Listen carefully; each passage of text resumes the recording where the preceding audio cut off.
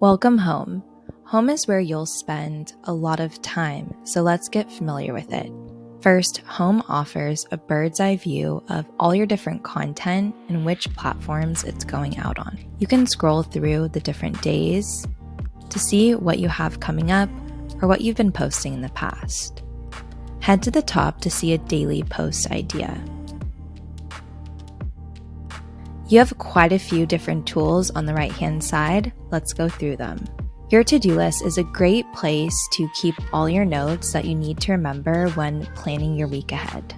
The link icon is for you to connect another platform.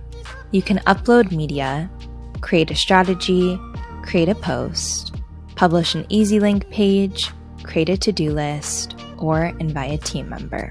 At the top of the screen, you'll see all your different platforms. Hover over any of them to access Create a Post.